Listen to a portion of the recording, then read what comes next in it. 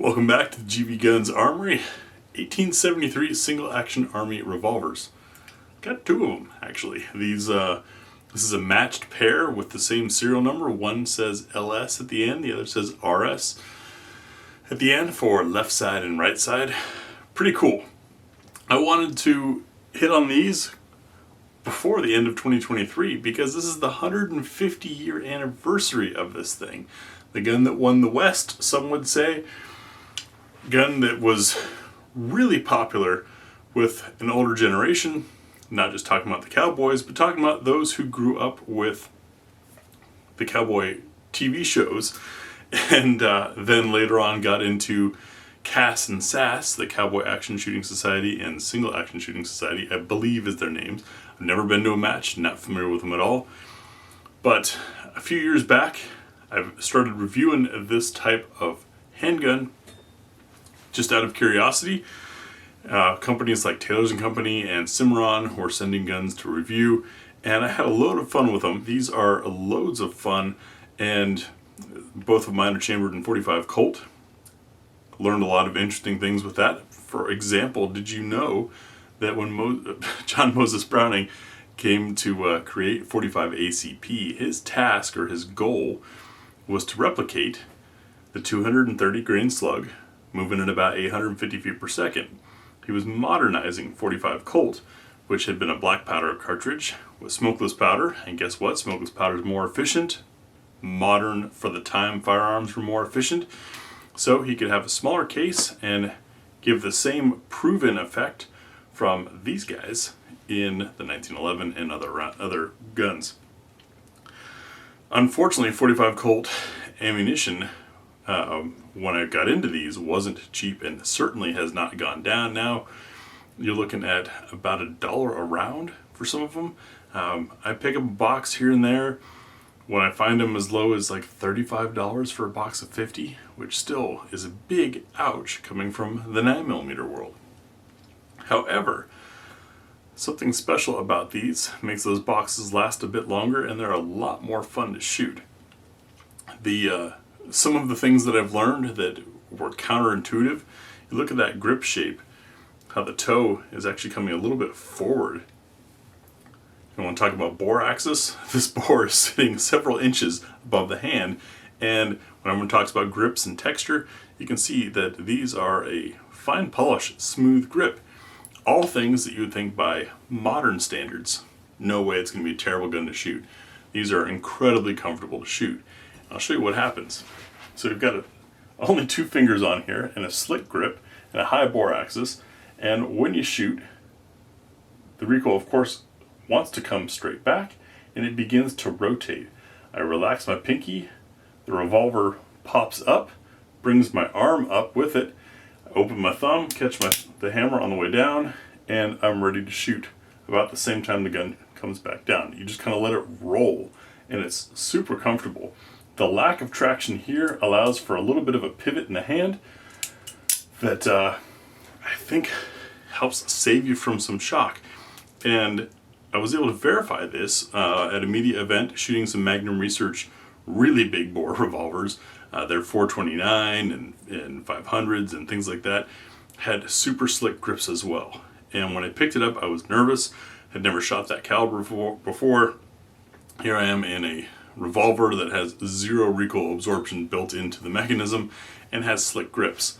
And that same action of it wanting to break my grip and rotate in the hand also meant that energy was spent here and with muscular strength on grip, not so much spent in the wrist jarring bones, and was actually considerably more comfortable to shoot than I expected.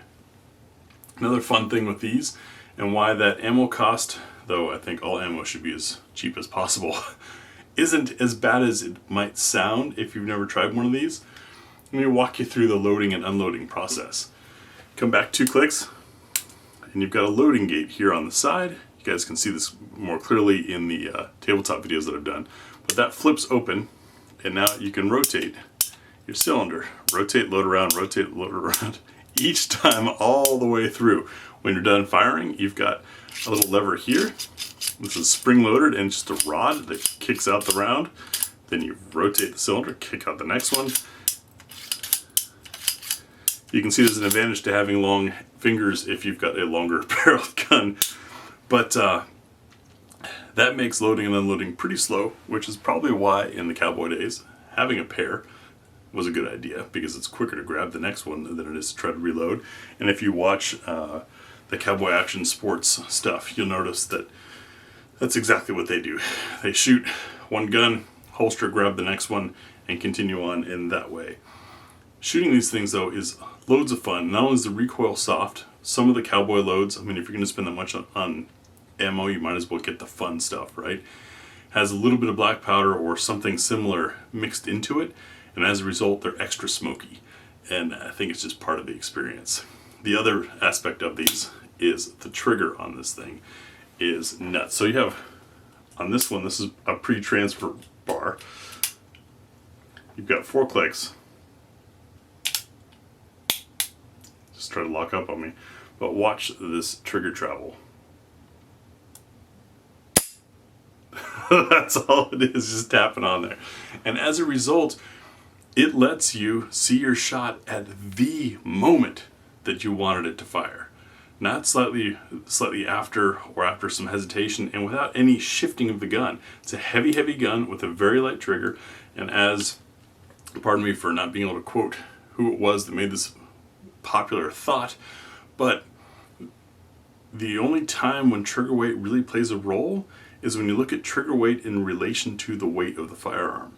Because you're holding, let's say, just for basic numbers, 5 pounds, and you only have to move 1 pound. That ratio is much less shifting of what your grip is doing and how you're supporting those 5 pounds than if it were a 3 pound to a 5 pound ratio. These don't weigh that much, just throwing out simple numbers, but something to think about. People talk about trigger weight. You guys know I hate talking about it. I like talking about the feel. These things, it's super crisp, and your sights is a gutter in the rear and then a blade up front. Very simple, but they're slow to shoot if you want to. Definitely slow to load and unload, but that also gives you a break and a pause. And it reminds me a bit of when I was an instructor. I used to teach new students 5 rounds at a time. Why? Well, for one, that comes out of the box that way pretty easy. Keeps things nice and clean, lets us set a pace. But I've also found that if you're really concentrating and focusing on fundamentals and things, it takes a lot of discipline and or skill development to do that past 5 rounds. So about the 3 or 4 round point, most people get tired when they're really focusing and trying.